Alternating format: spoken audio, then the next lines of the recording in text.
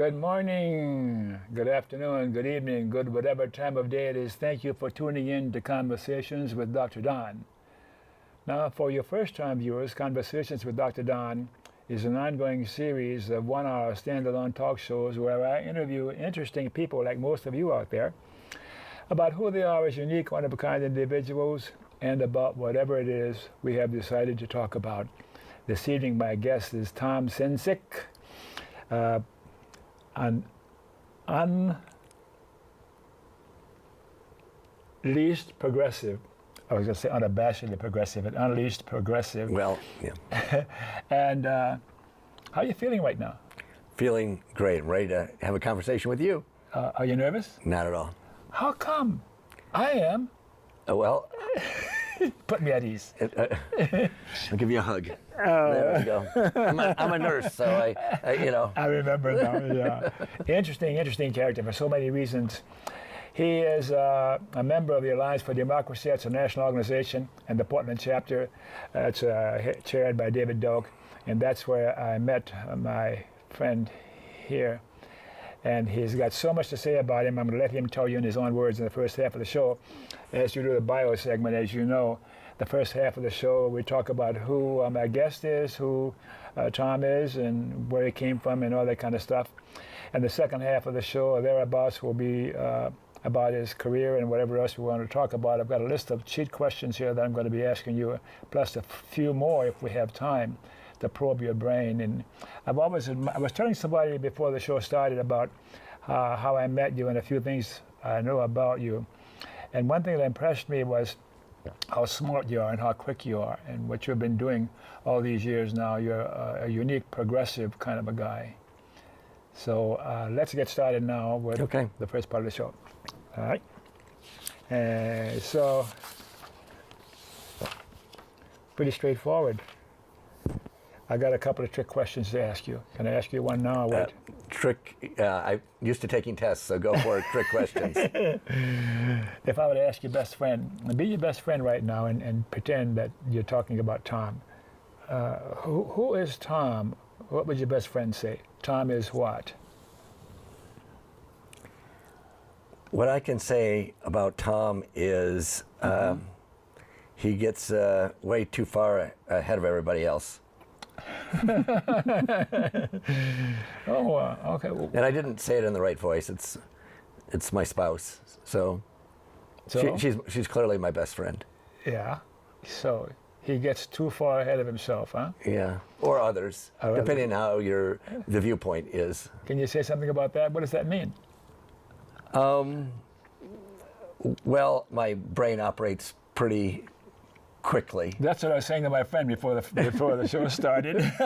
And I had a friend that, not different friend, a friend that he's an artist, did a piece of artwork, and it was my face, and he had lightning bolts coming out of my head. Yes, in the I think I've sculpture. seen those. So it was interesting how he captured that. That was a number of years ago. We had that hanging in our kitchen. What do you think about that opinion of who you are? Well, there was a thing that happened more recently. It was in San Francisco. I was down in the city, and they have this old video arcade place where they've renovated all these videos, games, old stuff going back 1900s and on, including some of these little machines where you put in a nickel and you get a little prophecy about yourself. Oh, yeah. I remember right? those, yeah. Well, out spits this thing that tells me, and I keep it in my wallet actually, it tells me that in work situations and things like that, you have to be more patient because you've already thought things through and are ready to go to the next phase, and people aren't there yet. Have you always been that way? I don't know about that part of it, but I know I've worked with teenagers for a long time, and you have to be connected with them. So part of it was sort of like being with their brains and how they're operating. And I realized at some point that it took me about a minute to start to connect with them and what they were thinking. Sure. But that was about a 6-year process to get there. So maybe that's when that occurred. Are you still there now, or have you grown up? No, I don't think I've grown up yet. Good. Not yet. Let me continue with my questions, Okay. okay? When and where were you born? I was born in 1950, April 28th, 1950. I'll be 65 coming up, so there's some life changes going on, some discounts coming, Okay, right? Yeah. And I was born in the city of Detroit. Detroit. Yep. And was raised right outside the city, a place called Royal Oak, Michigan, which is kind of a, I don't know, plushy place now, compared to when I was growing up. And yeah, so that's what I can tell you. I was born in the city of Detroit, and I'm proud of it. I still have a brother that lives in the city. Okay. Why were you born? Why? That's a good question. Was it? I Did I hear asked you you right? first. Well, Okay, Yes. they're all over. No more trick questions. well, reflecting, I do reflective listening. So you said why? I'll make sure I heard you correctly. of course. Why was I born? Maybe I'm still finding out, or I'll never know in my own lifetime why I was born.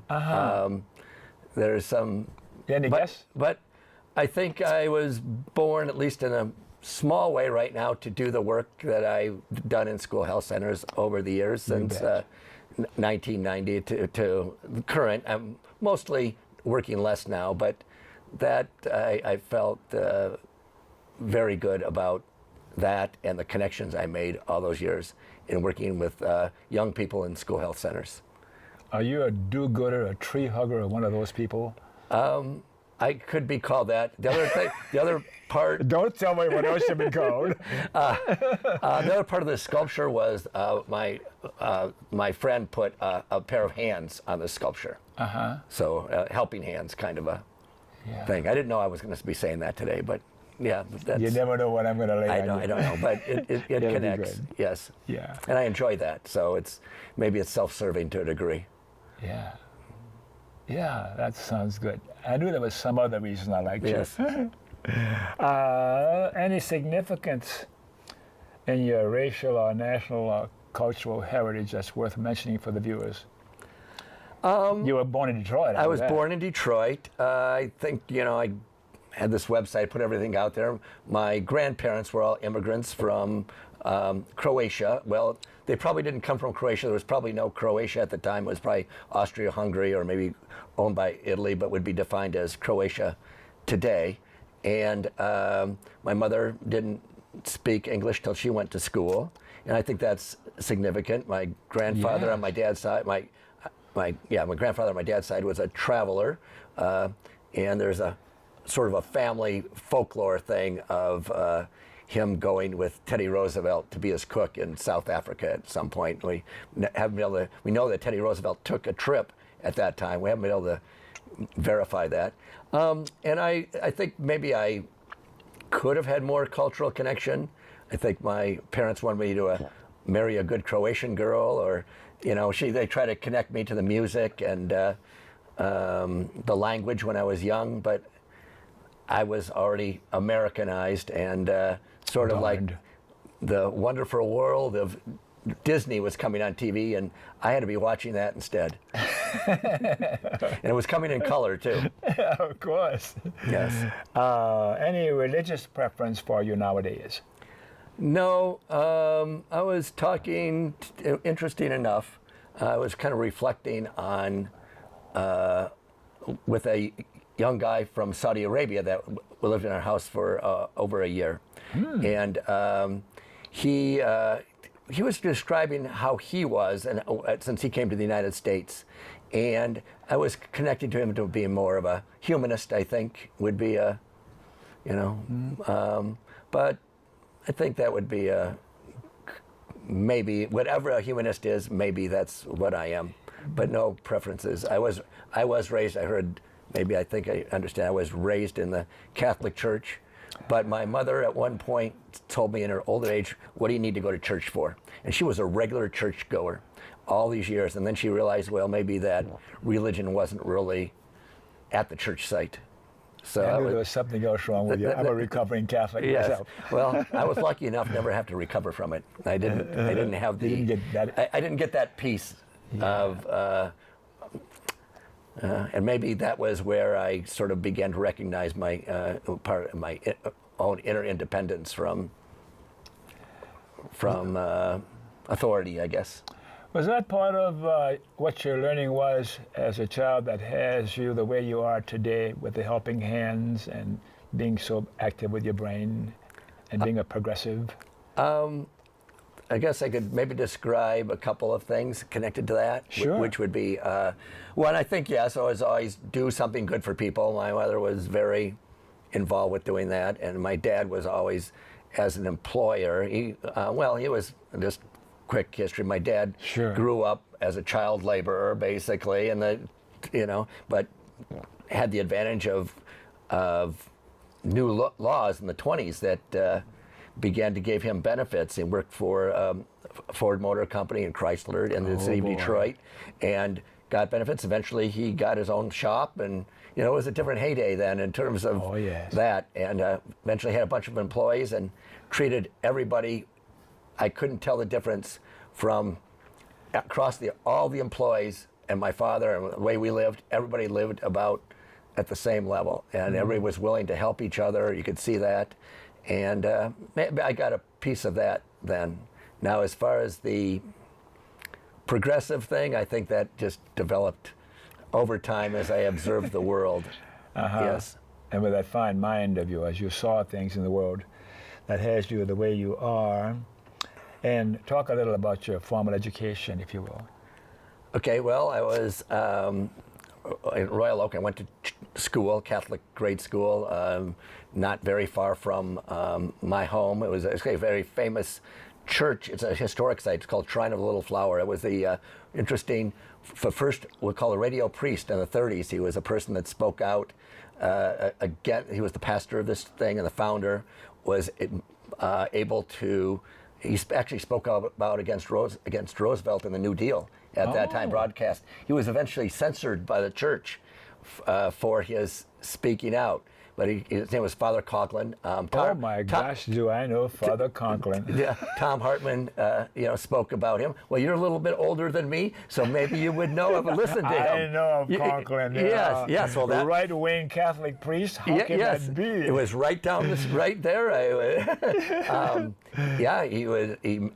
He may have married my parents. He certainly married my other siblings, not me, but it was very. So that was the upbringing in that church. And he didn't affect you too severely, right? Not one bit. But it was good to have that. It's good to have that kind of history. Then I went to a Catholic boys' school for a couple of years. A little bit out. There was a little bit of traveling. I was looking for that away from thing. And lucky enough, when I was 16, my dad retired. He was able to retire at 58. Somebody try to retire at 58 now, very difficult.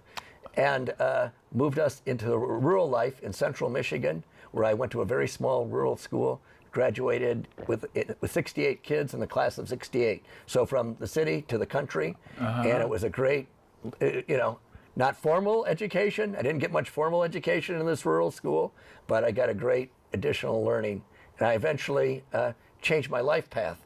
I went to Michigan State University, where I was a mathematics major, and then as a mathematics major, I was, what do you do? Teach, got into a high school setting, saw the problems of kids with a high school, and immediately started to think about how do I help people, make it easier for them to learn, and that's how I got into the healthcare path, and eventually, and this is very interesting, last month, I believe you had a guest that was a diploma nurse. Graduated, went to diploma nursing school in 1976, finished in 1979.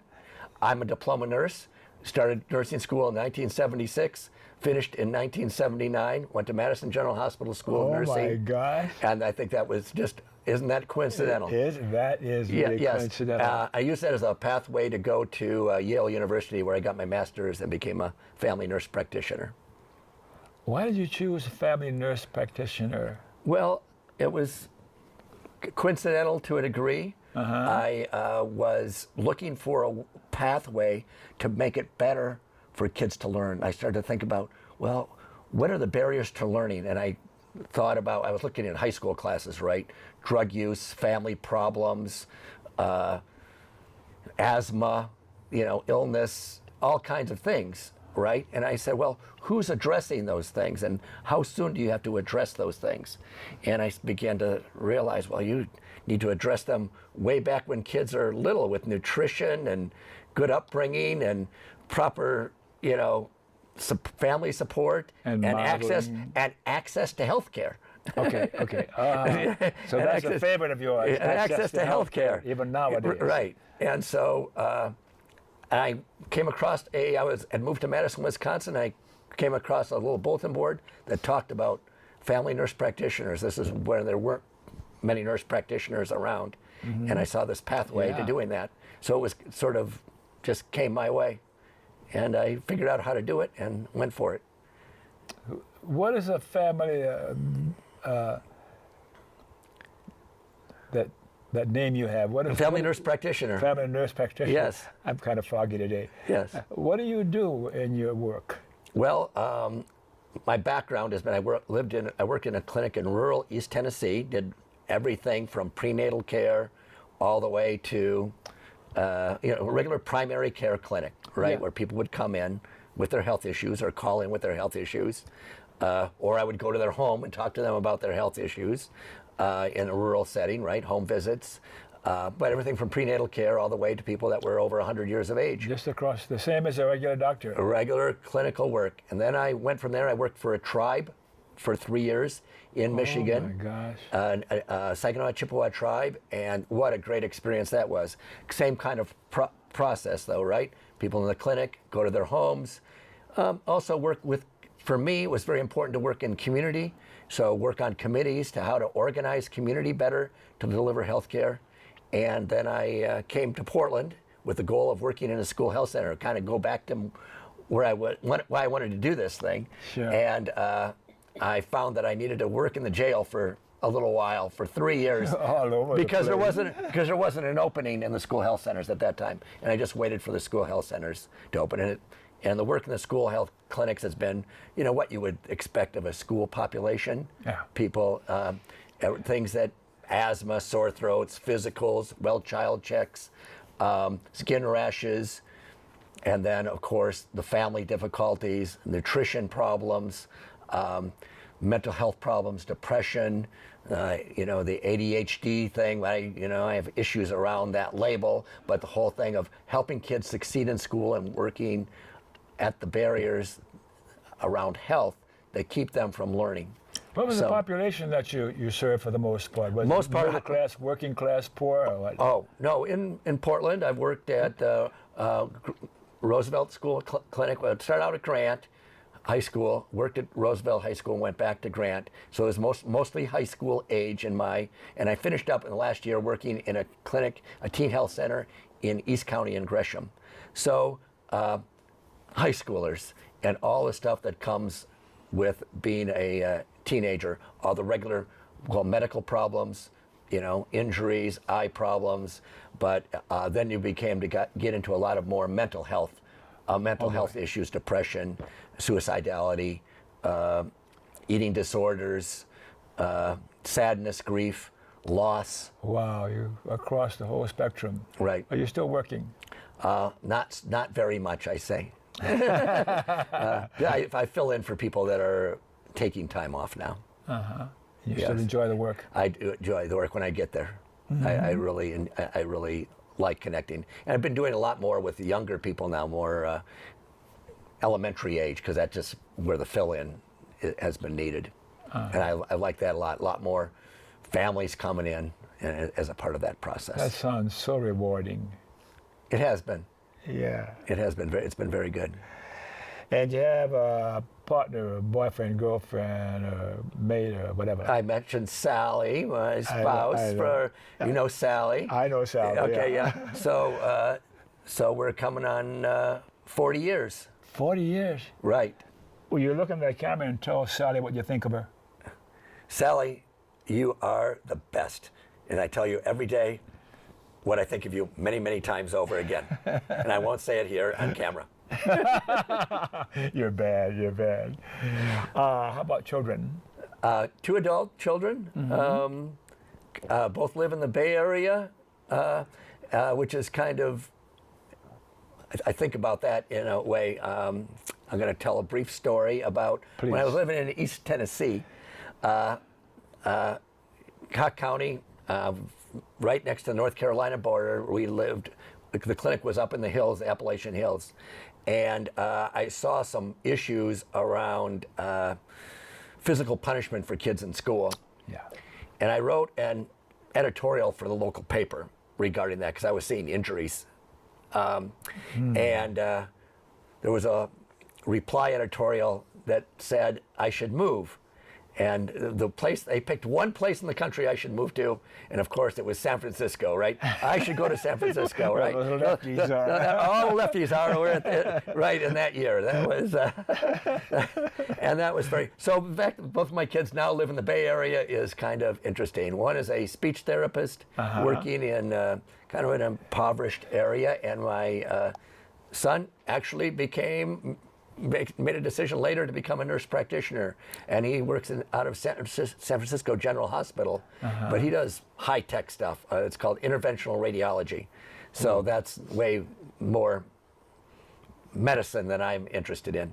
Well, he's got a lot of his smarts from you, huh? Well, I know he's got his own self, right? Any grandchildren? One, he's 3.5 years old. Yeah, and yeah, he's great, and he's going to come up here and stay a week with us in a couple weeks. You don't like him, do you? He's great. I can tell by the wetness in your eyes. Yeah, he's great.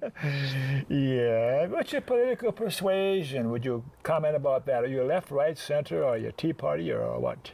Well, interesting enough.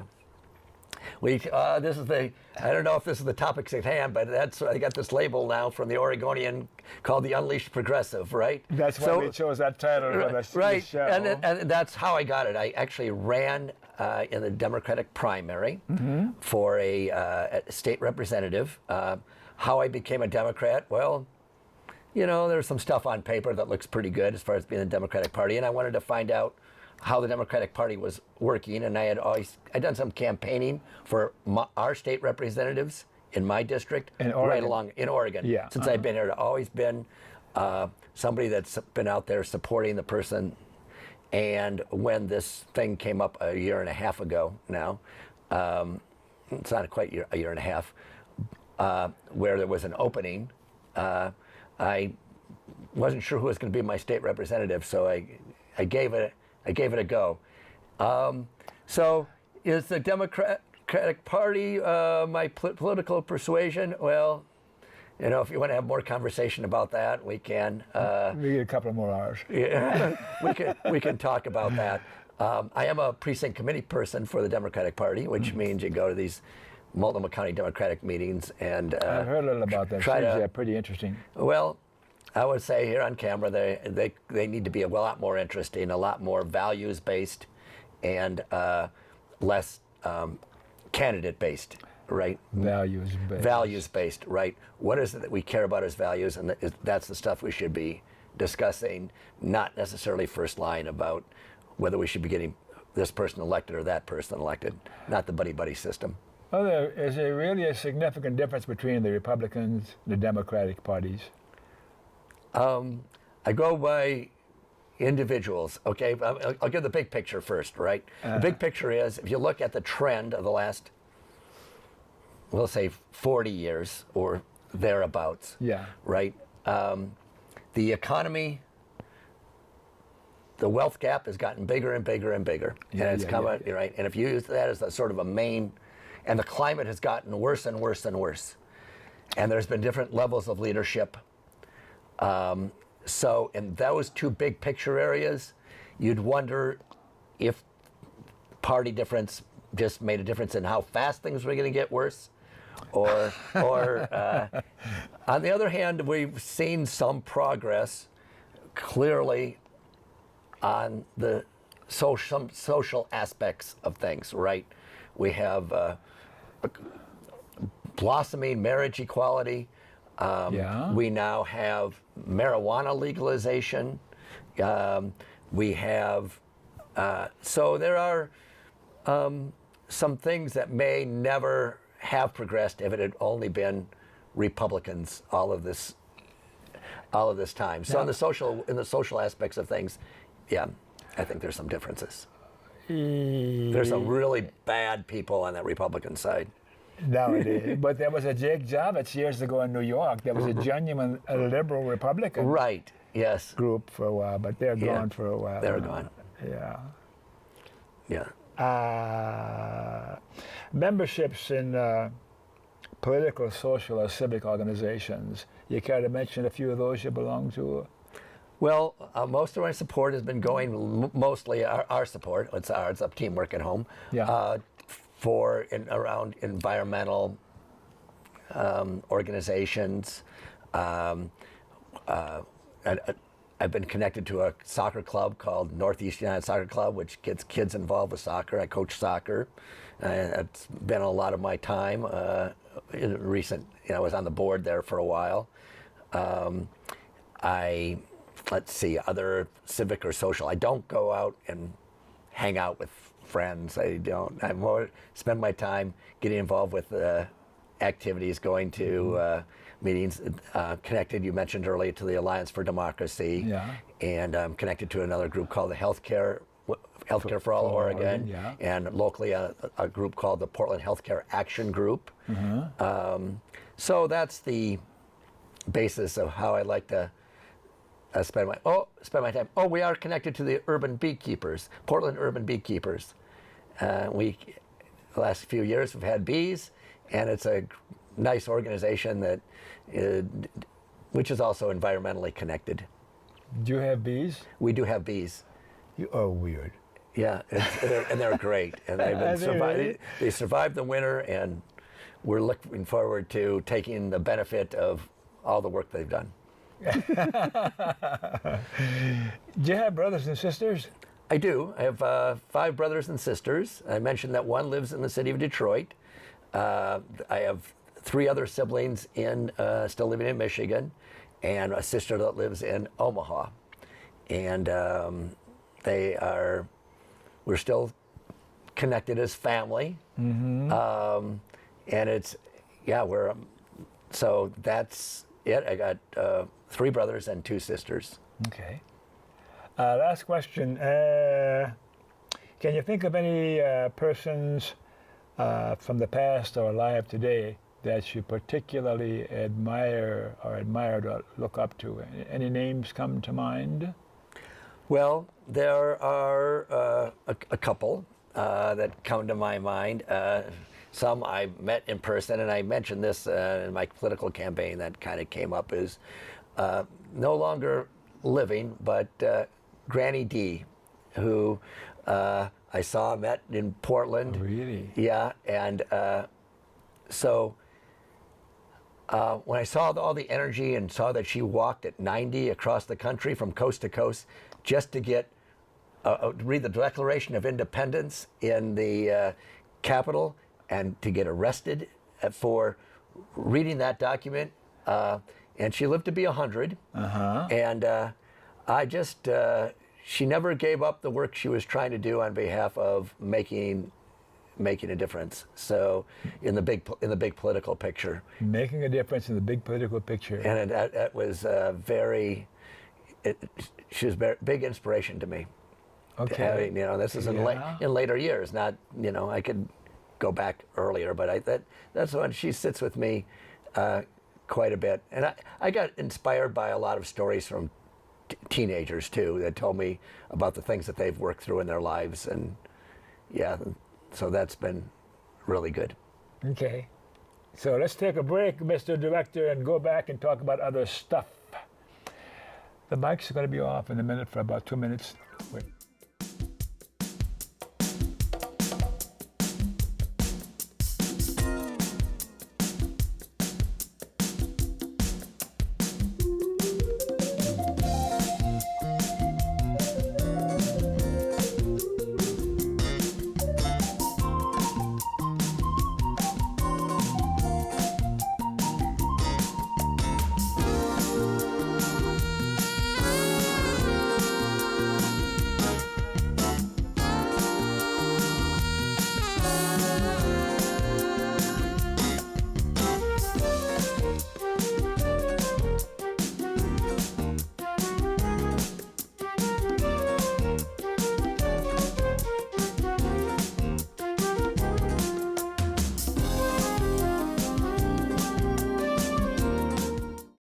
too bad. Well, we're back. Thanks for staying tuned.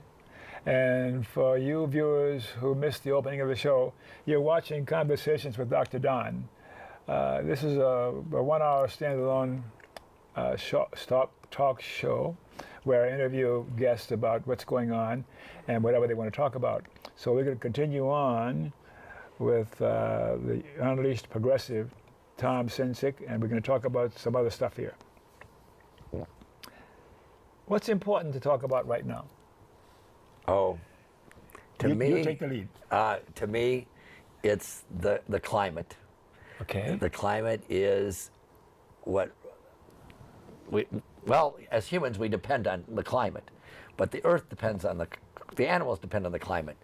And I was thinking about what is an adult role recently on this planet. And I came to me that there's two roles that we have a responsibility in the human way to the kids, the children, and making sure things are okay with them.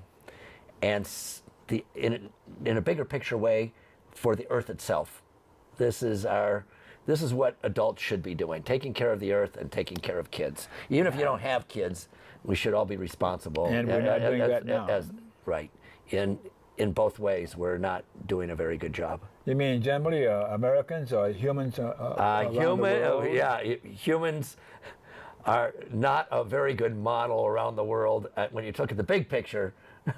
For these things right now, there's a lot of tragedy going on that impacts children. You know, the whole refugee piece, wherever there's war zones, we have homeless children in Portland. You know, so you go to that. You got kids that are whose education is not being taken care of the way it should.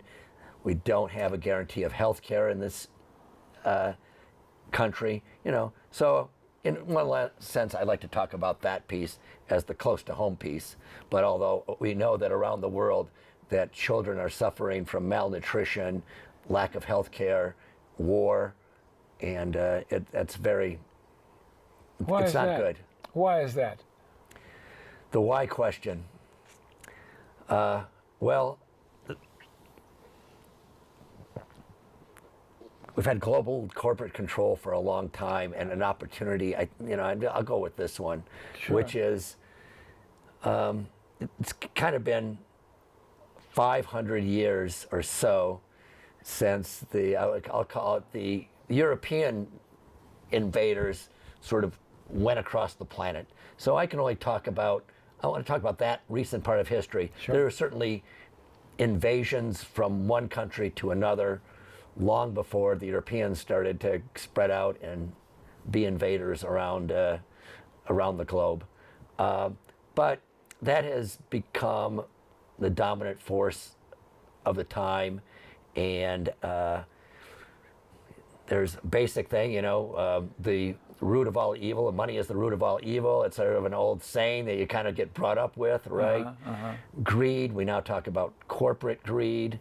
So there are some maybe that's sort of tied into it, and then that greed can be manifested now around the world instantly through. And why is that? Well, we have faster planes. We have all these computers that can take and move money and influence politicians, and the world is more connected. So all of these things can happen just a lot quicker than they could before. What do you say to those people who say there's no such thing as climate change or global warming? They argue that pretty stridently. I don't say anything to those people, but this is what I think. If something is standing in front of you and it's a dog, you call it a dog. You don't think, well, maybe that's not a dog. You don't argue the obvious. I don't. Well, we can say that right now, as of this morning, I heard that the Oregon coast is 7 degrees warmer than usual. Put yourself and make your own body temperature 7 degrees warmer. Well, that's what the sea life now has to live in off the Oregon coast. 7 degrees. Just this year or just recent years? 7 degrees warmer And I don't know yet. Yes, of course. I don't know. That's serious. Right. It's 7 degrees warmer than average. It's serious. There is no snow That's up the on ocean. on the sacred place of Mount Hood. Right. There is really no snow up there. Mount Hood here in Oregon. yeah. Right. So spring came too soon. We get sunny, crispy days like I used to get in the Midwest here, right? Weather coming from the north, which it should usually come off the oceans for us. Instead, we're getting this Pineapple Express. Pineapple Express from the south, Yeah. and these clear, crisp days of sun shining, right? This really, time of year, this yeah. time of year. It's just gorgeous. It's just gorgeous. So people say, but it's a sign that the climate and the way the weather, the climate is different, and well, I said I have a math degree. I'm more of an inductionist, right? You see enough small little examples, you can take that and carry that to the big picture and say, it's clear that this means something big, and then someone said that we have about another year of water for California, and then California will be essentially dry. So those are good indications that there is indeed climate change going on. And then the people who deny that there is climate change suggest that in the normal cycle of the Earth, these things happen. There are dry spells that go on for years and years. At one time, the Sahara was forested and all those kinds of things. So that's part of their argument. Mm-hmm. Well, I don't think necessarily that's the argument for the people that in the islands in the Pacific that are suffering the 165-mile-an-hour winds that make a small island now just disappear from the recent cyclone that hit down there. I won't say the island right. Vanuatu. Yeah. So. But these are happening more often now, rather than quite as random as the first time on record for these things in our record base, right, for climate. Yeah. And if you talk to the people from the Philippines, what they experienced, nothing like that before. And of course, on a local level, we haven't ever seen weather like this. I've never seen the mountain dry up on Mount Hood. We moved to Oregon in a drought year. The mountain had a lot of snow on it. Mm-hmm. And if you talk human temperatures, right? If you raise your own human temperature consistently for just 1 degree, that we would be very sick. So a 7-degree differential on the ocean, it represents a bad sign. Do you think Mother Earth is a living organism as such? Oh, I learned something from an organization. Goes back to where we give and support. There's an organization in town called Bark. They do monthly hikes. I'll promote the Bark and their monthly hikes on Sunday. That's here in Sundays. Oregon. It's right here in Oregon, and they're kind of the protectors of the Mount Hood wilderness area and the forest up there. Yes. And they do great work. And you go on these hikes, and they kind of teach you about the trees and how they're integrated together through the microsomal fungi roots and how those things are all connected together. This isn't just one tree standing alone up there. These things are all connected, so you get a good education about these things from a group like that. And we think we know so much, huh? We know very, very little. So we're having serious climate change.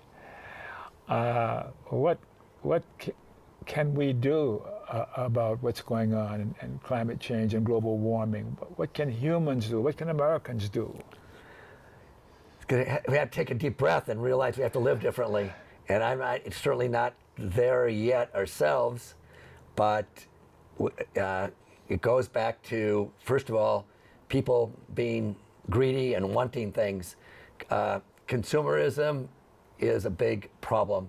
There's only so much resource you can keep grabbing from the earth and using that.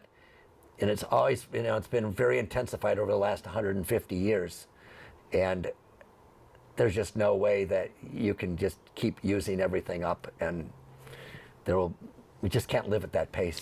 What about adding to the pollutants in the air that what's it, 350.org? .org, yes. Yeah, and to reduce this, we're going to have to give up putting CO2 into the atmosphere. And what about the industry, petroleum industry and extractive industries? Can they go on? Shall we replace them with nuclear? Well, and interesting. My son would say yes. I think the idea that we can continue using energy and making things and thinking that what we have to be dependent on is this trade, the way, this creating things and manufacturing things and trading things, that way of looking at things, I think now has a fault in itself. And we certainly cannot use, for what we do need to do, keep using the fossil fuel industry, which is so extractive. So I don't look at the word, in my philosophical piece, the sustainability. This is not sustainable the way, at the pace, even if you, that is, to take all of our current energy usage and just shift it over to something else, and to continue to say, well, we can just have more and more usage of energy. We can have different energy, and there's people working on divestment from fossil fuels now, which is an important thing. But part of that is we have to figure out, I think, living quieter lives, I think. But those industries employ people. People have to have jobs, and they put people to work. What do you say to those people who would lose their jobs if we were cut back on using fossil fuels? Right. There were some books that I read in college that talked about, the future, right? And how we were going to have these robots and computers, and we were going to have to work less. And people were going to be able to relax and sit back and let these other things take care of some of our business for us. Well, that certainly has not played out. What happened? And I think we did. Go ahead. Okay, go ahead. What happened to the money that was made by all this automation and things improving? Shouldn't it have made our work week shorter and the working people having more money and more time off? We talked about this thing earlier, that the income distribution has been extremely changed. Everybody knows now about the 1%. It's a common language, and the 99%. And people should not have to work that much just for the basic needs. And people work more to get beyond the basic needs.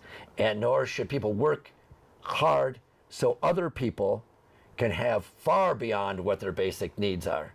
3 homes or 6 homes, or... Wouldn't you like to be that rich? I have no desire to be that rich. Okay, let me stop devil's advocate. No, I'm not good at it. No, I have no. It's never come to my mind that's been one of my personal goals. So that people should not have to work as hard as they do for the basics. The system is skewed, and it needs to change. That sounds like you believe there's class warfare going on globally. There is class warfare going on globally, and I'm not hesitant to say that there is class warfare going on globally, and it's interesting. The warfare is then perpetuated by using class against class, person against person, race against race, because these are easy. In the modern world, these are easy targets because they have long historical roots. Okay, all right. Why did you run for state representative? Well, partly, like I explained earlier, as our own state representative went to the Senate. Yes. And that became this opening, and I wondered who was going to fill that spot. Sure. And I always cared who our personal representative was, and I didn't know who was stepping up. So it was kind of secretive who was going to step up. And so I put my name in, and once I did, I decided I was going to go for it. And I thought that one of the areas that was particularly important for me was the access to the healthcare piece, because people had already been working on the idea of a single payer system here in Oregon. And I thought I could be a good person to bring that piece to the legislature, along with the issue of being a strong voice for the climate. I'll call it the unleashed progressive voice for the climate, not having to be tied into any industry or owned by anybody in terms of debt, political debt, loans, campaign financing. I had an ability to be free in that. And so to go in there and be primarily around the big issues that I cared about. And also, I thought I could be a very good representative for our community. I've lived there since 1987 in Northeast Portland, and I've known a lot of people and been connected to quite a few people and listened to their general concerns. Are we going to ever have universal health care in America? Ever is the big word. Yes, we will get there. Now, what the trajectory is, I Tell me more. I cannot tell you. But there is some evidence. Are we ever going to have marijuana legalization? It's been 80 years since marijuana became illegal in this country. So it was an 80-year process of reversing it. I'm glad I'm talking to you, because I've been feeling pretty depressed about these kinds of things. Will they ever change? It took it took 80 years from the time that people started working on the women's right to vote till actually the right to vote occurred. It took 80 years from the Civil War to Brown versus the Board of Education. These are long spans of time. And now we don't have 80 years around the climate, but we could get, the healthcare thing has been tried. It's been more than 100 years since that's been worked on, but that's some people's lifetime, right? 100 years. Yeah. So we're working on it hard in Oregon. If we can Vermont's had a little breakthrough. Yeah. And we can get a breakthrough here in Oregon. Marriage equality is spreading. The courts are saying it's okay. So it takes a lot of work sometimes to get there, but I think this is one area that there is a real possibility, and it can make a big difference in healthcare outcomes, how our children are taken care of, how we take care of each other. If we can get to a system of healthcare that takes out all this administrative dollar spending and effort and put people just to work caring for people and focusing on that and not on how the money's moving around. You mentioned Board of Education and that issue that was finally settled. And is America post-racial now? Oh, no. And I hate to say that with a smile. When something is really sad, I sometimes laugh. It's so, we cry sometimes when we're happy. Yeah. We can laugh sometimes when we're sad. Yeah. So I will say, to sort of ingrain in my own self, which has never, somebody asked me this problem when I was driving down the street, did I ever worry that if a cop stopped me, that he might drag me out of the car and shoot me? I never had that worry. Yeah.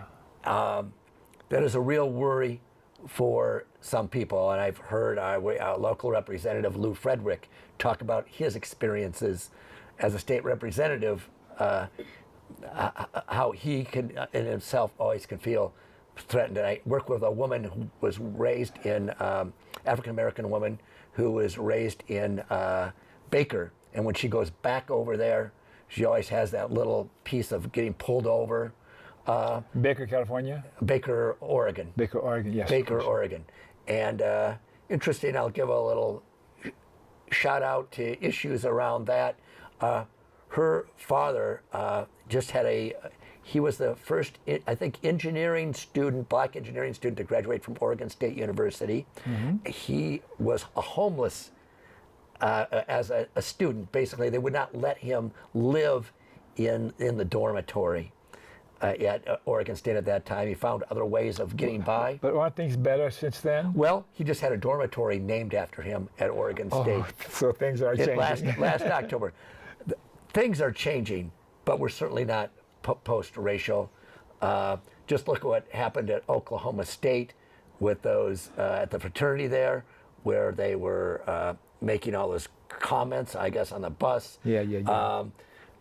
I've taken time to watch some videos of people being arrested in, various situations. And I do that to fire me up, to make me more and more aware that we're not anywhere clear to being post-racial or post-conflictual in terms of differences. Just look at Israel and Palestine, or this is St. Patrick's Day just came by, right? And it was like, oh, they still have issues with the English, the Irish, right? So there is a lot of animosity that can be found for various reasons among people. And we have found in this country, because of its history, skin color to be a core element here. I had a couple of thoughts that I wanted to talk about, but time is running out. But I need to ask you, what do you think about the election of Bibi Netanyahu in Israel in this recent election? What do you think about that? Well, it ties into the thing of people seem to have this hatred sometimes of other people for no good reason. And that is supported by people electing people that allow that hatred to go forward. We have a lot of people that are supporting people, politicians in this country that put forward that same message of discrimination and hate and detest for somebody. Needing to be better than somebody else. Yes. I have an email. I'm responding. Someone sent me an email, and this is my response, and I want to read it now because this is something I wanted to talk about. Does Bibi's election advance the doomsday clock toward midnight? You know about the doomsday clock? Right. Yeah. Next, does his election encourage Jew haters to argue that the Holocaust was justified and that a new Holocaust is possible? One more. I'm really afraid of the outcome of this election for all of us. My own solution, while seeming impossible, is to purchase from another country land that can serve as a new Israel, and or repatriating Jews back to the countries they came from and returning Palestine to Palestinians. I do not hate Jews. I'm just totally repulsed by Zionists like Netanyahu. This is an email that was sent to you? No, I just sent this to somebody else. You submitted this as my an response idea. to theirs. I'll just say I can identify with a lot of your thoughts. Do you see? Let's go to the Duke Today clock. We'll just start breaking it down. Of course. I don't know.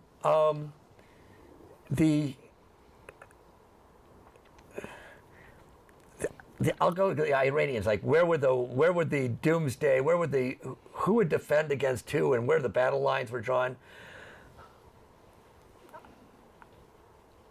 And I sort of do a footnote in here. I always think like the arms dealers, the weapons makers, the masters of war, they are so behind all of these problems and supporting these things. Greed to make that money. Right. And that's never talked about. I'd like to be able to have a conversation about that, at some point. No, it doesn't make the Holocaust justified. I don't know what's going to happen because I don't understand the core of the issue. I have friends that are working on the Israel-Palestinian issue, very defenders. We think about how people will try to stand up to We've got the to power. wind down now about 5 or 10 seconds. Yeah, okay. So it's a very difficult subject, and your thoughts put out good questions, I think, for people to think about. Thank you. So before we say goodbye, I want you to look at the camera and tell the viewers whatever you think, whatever your final thoughts or comments about anything. Take about 30 seconds. Well, get yourself involved. There's so many places. Pay attention to the big one. which is the climate change issue. There's a lot of organizations, but find those organizations that are really in the fight for all of these issues. Whether it be the healthcare issue, I know some things we didn't talk about. We have to change our Constitution. 28th Amendment. 28th Amendment. Corporations are not people, my friend. And money is not speech. And money is not speech. That's the Alliance for Democracy core work, and we're going to keep going at that. Okay, we're going to have to stop. It's time to say goodbye, and thanks again for watching. And the ACLU needs your attention, the American Civil Liberties Union, because our civil liberties are being degraded so bad, we're losing them. To learn how to end corporate personhood, go to movetoamend.org. And what else do we have to say there? To learn more about humanists and humanism, go to the American Humanist website, www.americanhumanist.org. We're humanists and not religious people. The Alliance for Democracy, the organization we belong to, go to the national website at thealliancefordemocracy.org, and the Portland website, www.afd-pdx.org, and talk to my friend David Doak. And remember, KFC, not Kentucky Fried Chicken, Dr. Don's KFC. Kind, friendly, and charitable. Be kind, be friendly, and be charitable. To you, Mike. Thanks again for watching, and we will see you next time, and thank you for coming on. Oh, thank you. We could have a conversation sometime about this. Yes.